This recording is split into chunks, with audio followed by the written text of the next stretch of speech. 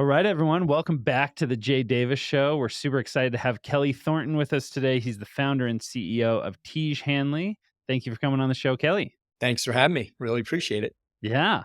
Well, I'm super excited to talk. I've been a fan of your guys' products and what you guys do.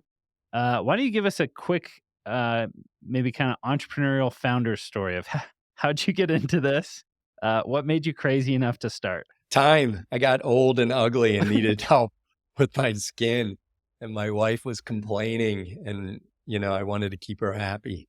Um, Yeah, it's a good reason. happy wife, happy wife. And, you know, I mean, I think like skincare for men has been something that the beauty industry has always said as being the last bastion of hope for beauty. And around the world, men have really embraced this. Americans, ugly Americans, it's taken us a while to warm up to it, but, we really felt like there's a great opportunity to help guys out there look and feel good about themselves.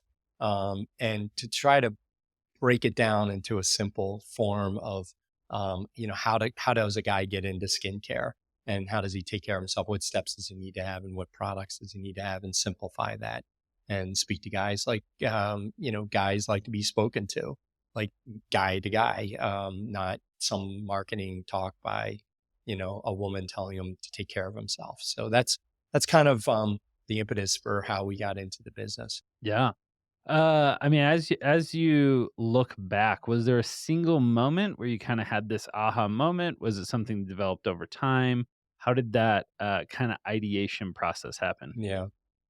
For me, it was like seeing an opportunity in the marketplace. I was spending a lot of time in my prior business in Southeast Asia and China, really, South Korea, really understanding, and South America, particularly Argentina and Brazil, like really trying to understand how men are thinking about themselves and how men were shopping for skincare. And here in America, there was like almost no thought on the retailer shelf about skincare for men, and which made perfect sense because I don't think men are like really saying to themselves like, hey Jay, like that was a great football game. Let's go down to Nordstrom and see what's like hot in the men's skincare category. Like it's just not even happening. But around the Yeah. world, like skincare was very prevalent.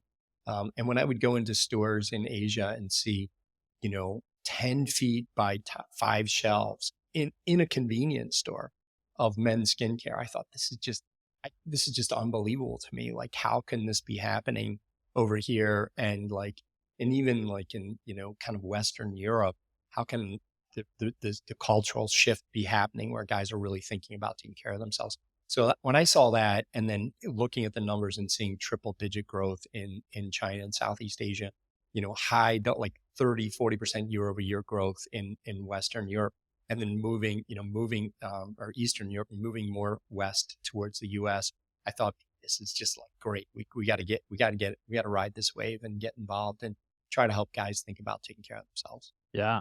Well, I think you were very prescient in thinking that way because now we've seen all these other brands come into, I think even just general men's, body care. I don't know what that category would be, but soaps, other Just grooming, things, right? grooming. Yeah. Yeah, just grooming. Seeing Manscaped go crazy. I mean, there's just been a lot of shift that way. So, Yeah.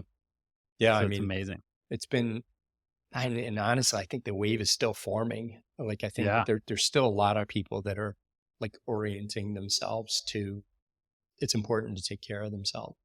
And yeah, that manifests itself in many forms. It's not just skincare. We're just part of a revolution of people being concerned and more hyper aware of what they're doing, what they're eating, how they're sleeping, how they're exercising, all those things.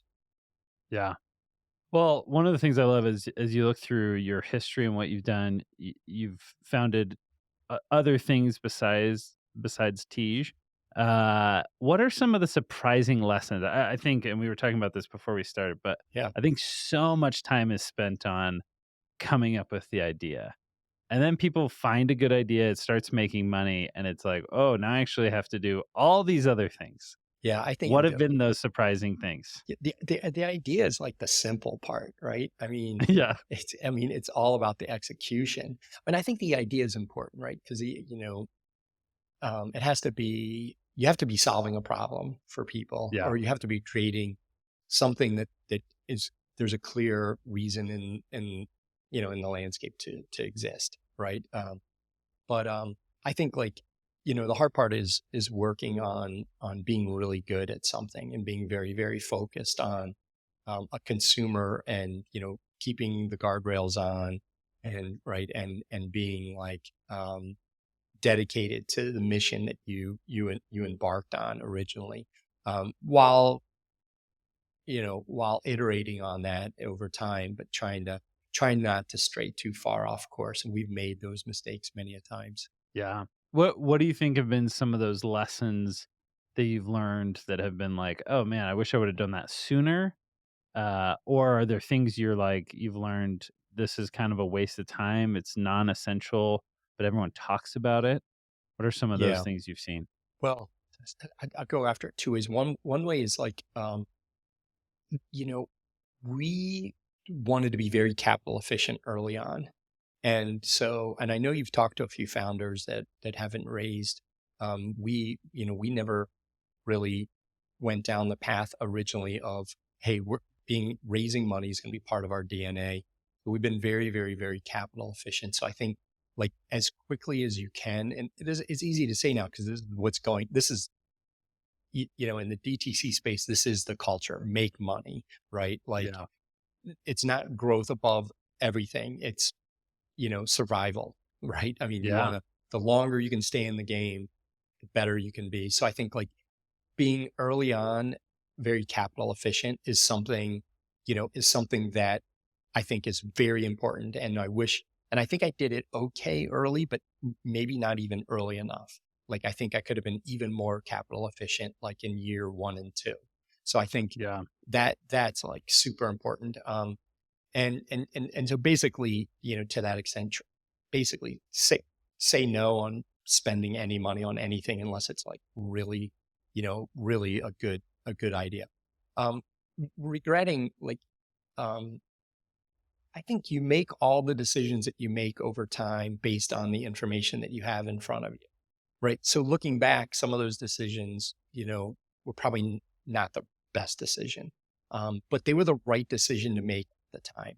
So I think like the idea is just to make it as few bad decisions as you can, because you're gonna make a lot of bad decisions. Just try to make them not n- negatively impact your business, Yeah. to the extent that they can. So, you know, you make decisions for a reason.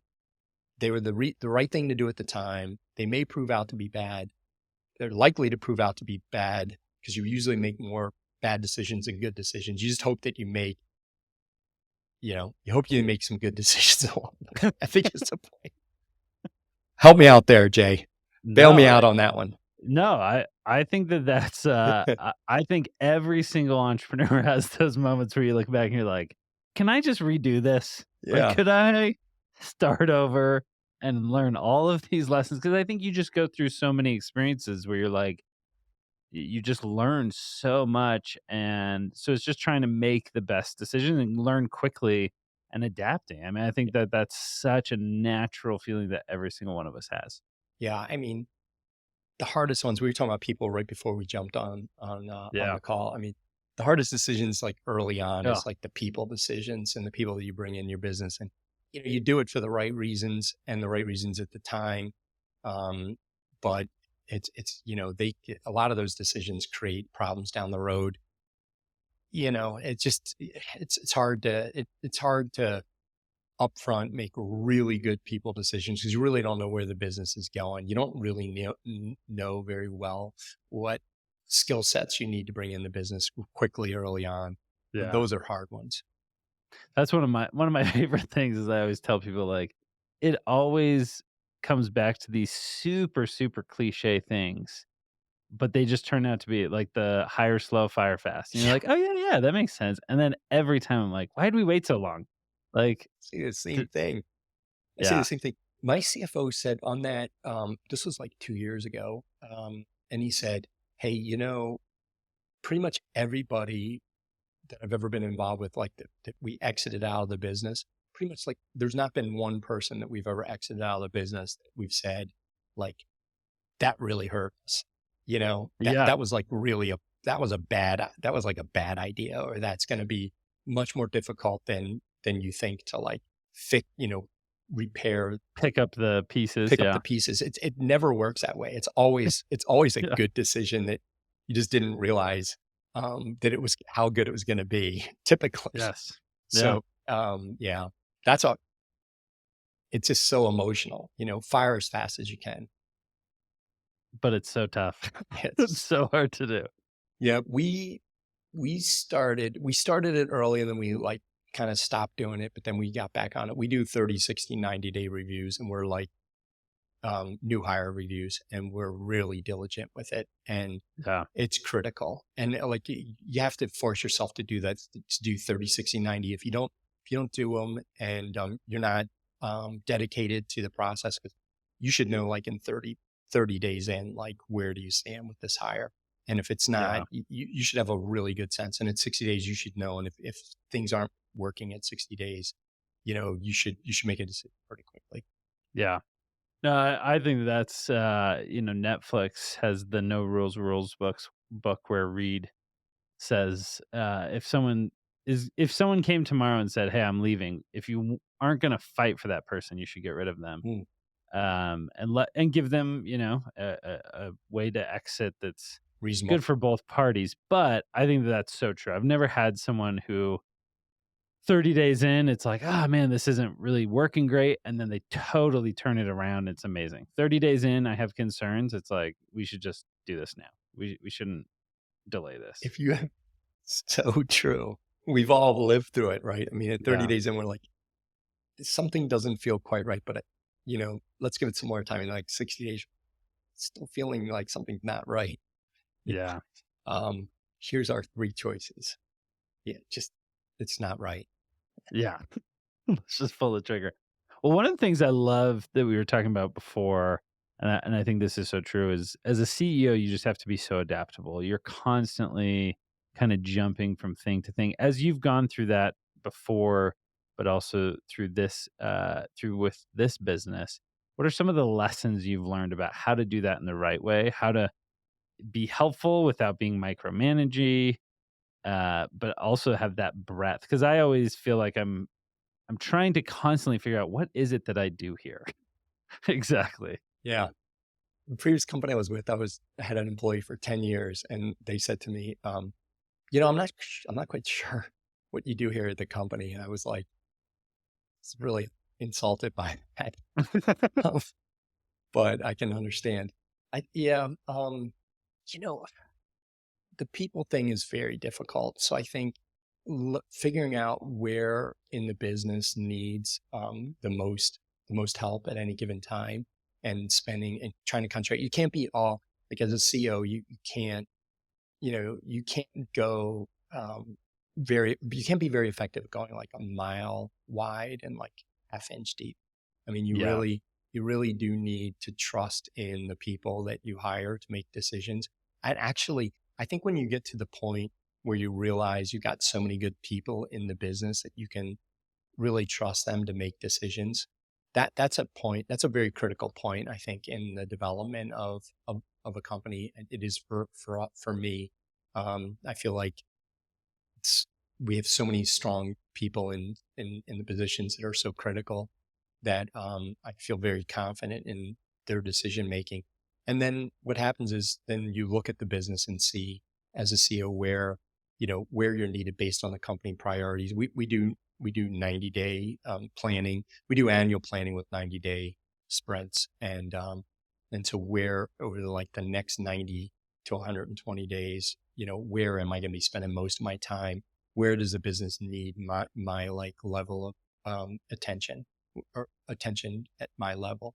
So I think that's, really good entrepreneurs, really good CEOs are able to like identify where in the business needs help, and then do their best to support that function or that role to get it to where, it's really operating very smoothly for the business. Yeah.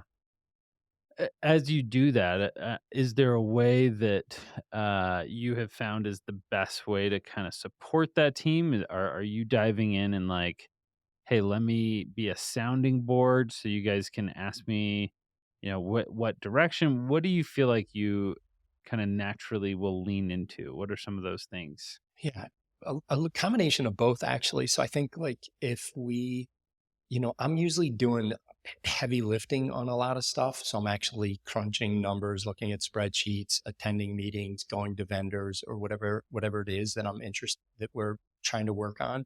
And I'm trying Yeah, to provide like some very strategic direction.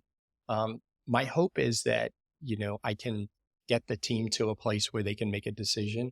Um, but typically, especially if it's dollars and hundreds of thousands or millions of dollars, I'm really going to be pretty heavily involved in like steering the conversation in the way that I think it needs to go. Um, I prefer for the team to come to their own conclusion about what is the best path forward, but it doesn't always work that way. yeah. Well, and I think that's one of the hardest things is helping to train the team of like, hey, here's how I'm thinking about it. Not as a, hey, you have to do it my way, but here's how I view it from a bigger perspective. And that's something that I think's really challenging. It's hard to constantly communicate that vision and that strategy of like, here's why we're doing the things we do. But it's always so rewarding when you have an employee who comes to you and says, I think this is what we should do. And you're like, that's exactly what I would have would have done. And it's so rewarding that they get trained in that almost. Yeah, we have one of our 8 core competency or, core values is, agree to disagree and then commit. And, that comes to fruition a lot in these type, when I'm involved in things. We don't always agree. We all bring our kind of thoughts to the table.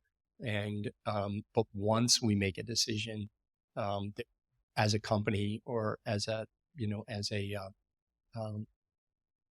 a part of the business, we're gonna commit to that decision and live it out wholeheartedly and work Yeah. together to make it work. And actually, a lot of times, you know, I can say a lot of times, but there are many of times where I feel like, you know, I had a different opinion, but the team really brought very compelling reason to do something else, and I absolutely, commit and get behind that decision. Um, you know, so Has that made your business? I mean, I think this is actually a very interesting subject. I was talking about this with actually the last guest about how we both felt like our companies had kind of shifted away from maybe a very democratic structure, and I think that that actually aligns with that thinking of, hey, we're going to all decide, or we're going to bring evidence, and Kelly's going to make a decision, then we're going to commit and do it. Has that been a difficult shift because it's not as maybe democratic as it was when there were 2 or 3 people? What's that been like? yeah, I mean, I think so. Whoever's really kind of responsible for the project is the one responsible for gaining, gaining differences in opinion and working with their manager to make a to commit to something.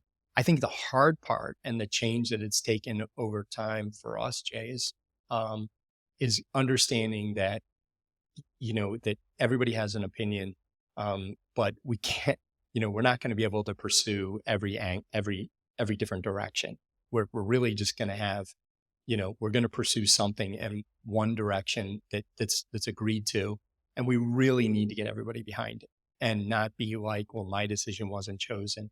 Yeah. So I'm not going to get behind this thing and blah blah blah. We really have a culture where there's one decision going to be made. It's going to be made typically by the channel lead or whoever owns that project with some input from other people and specifically their manager. And we're going to get behind it and commit to that. So I think, some people have a hard time with that because they're like, they want to prove someone else wrong. And I think we have to, you have to get that out of your culture. Yeah. You don't want that type of attitude in your culture, which I think is very prevalent in corporations that are very siloed. Yep. So getting to a point where there is a little less democracy, but the onus is on the person that's actually leading the project, and not necessarily, the C-suite. Yeah.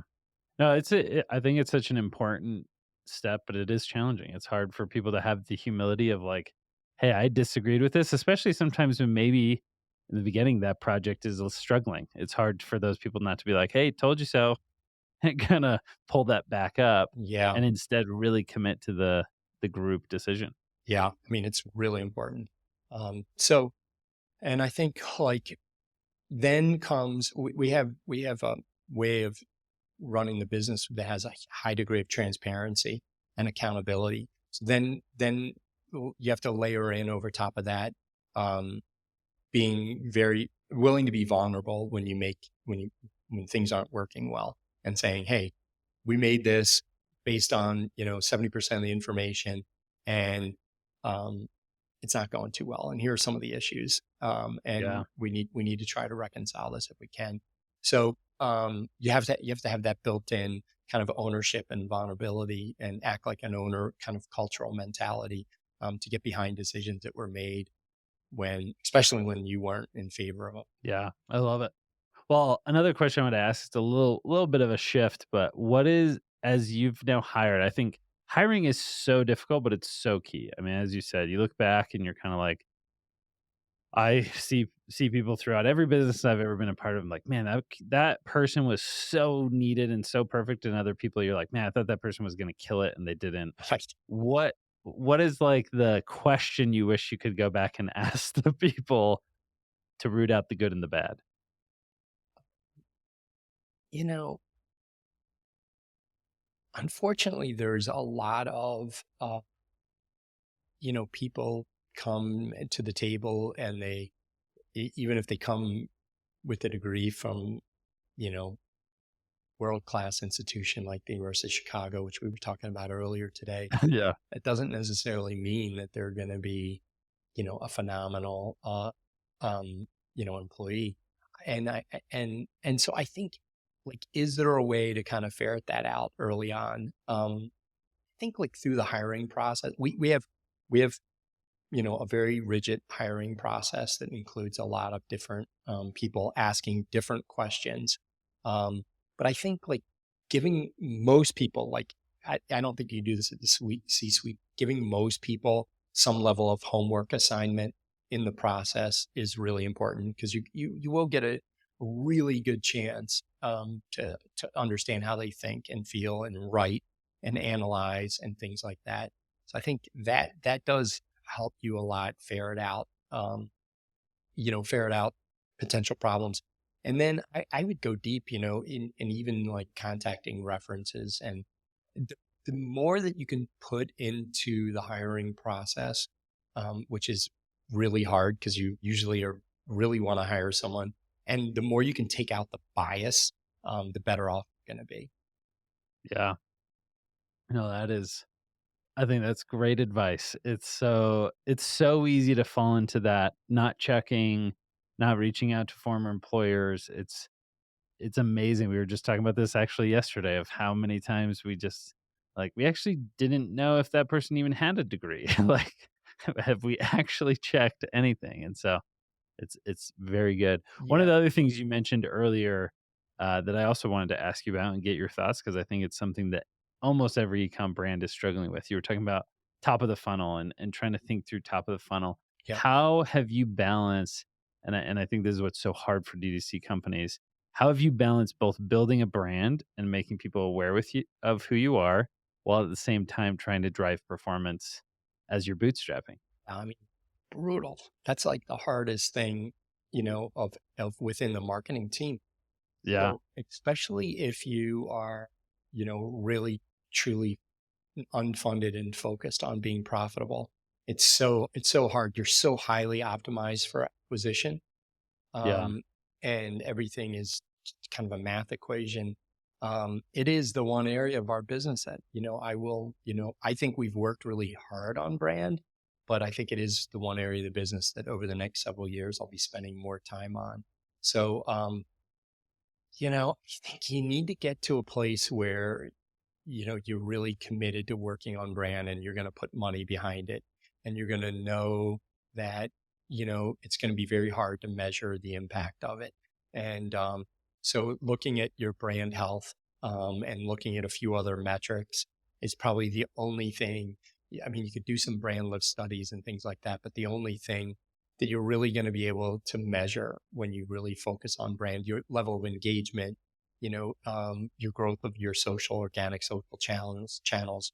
But I think like you just have to commit to building your brand, and you have to start spending a little bit of money. And we allocate a certain percentage of our marketing budget towards brand, and you need to stay the course, and not say this sucks and I'm not going to spend this money, or not be committed to it and move that money, into an acquisition funnel, which, you're so tempted to spend more money on. So Yeah. you have to be committed to it. Right. And then I think like within the marketing team, you need to think about it just a little bit differently, because everybody else is going to be held to a different standard of a KPI, more associated with, a CAC or a MER or LTV or whatever Yeah. it is. So you have to be willing to stomach the fact that building a brand is a long play, and you need to measure it differently.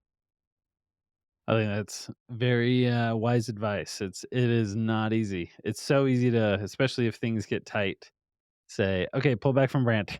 Immediately, Stop spending that money. especially my So finance team. They're like, yeah, this comes out this month. Well, wait a second. yeah. Yeah. They're the short term, only something that produces today. And that's what's hard. It's hard to plant those seeds for, like, hey, I know this sucks, and it's gonna take us 5 years to really see the ROI on this, or 2 years or 3 years or whatever that is. But if we don't, we're gonna be kicking ourselves in 5 years.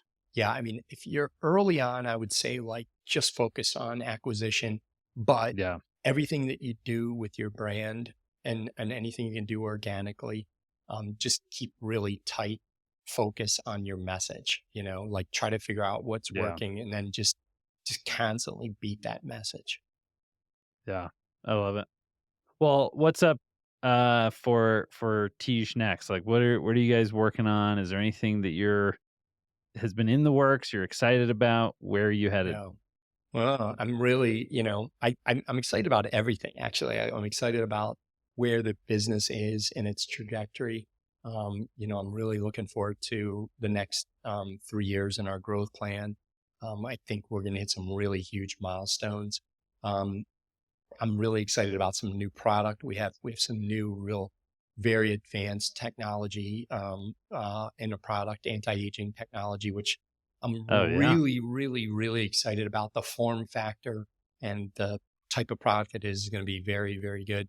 And then and we're working really hard on making sure that our current products are all cutting edge technology and the best of the best that we can get. So I'm very excited about that. And it's a long play, Jay. Like it doesn't, product development takes forever. Like, making sure it's Yeah. right and testing and FDA and stability and all this stuff that we do. So I'm really excited about that. I'm also really excited about TV. I think we're at the point, our company and our size and our marketing budget, that we can take a couple bigger swings. And I've seen some other companies out there doing some things.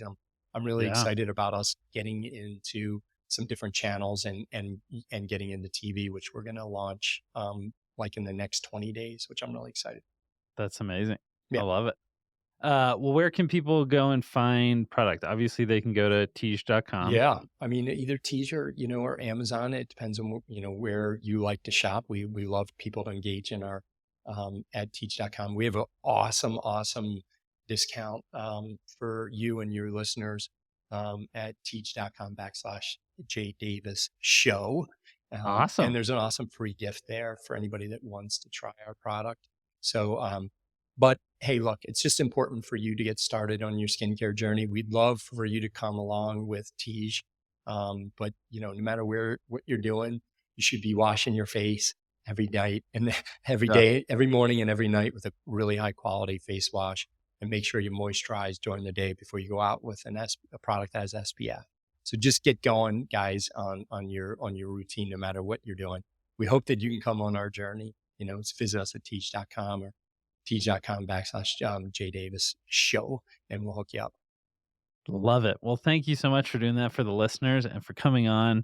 So much great advice. Thanks, I man. was writing mental notes in my head of like, okay, we gotta start the 30-16-90 Yeah, and do that more. get on that. It's all the and that's what I think I love about entrepreneurship. It's like any great pursuit, you're just constantly working at the craft and getting better and trying to do that one thing you're not doing right now and just Never constant ending. improvement. Yeah, man. Yeah. All right. Thank you. So great. Thank you so much.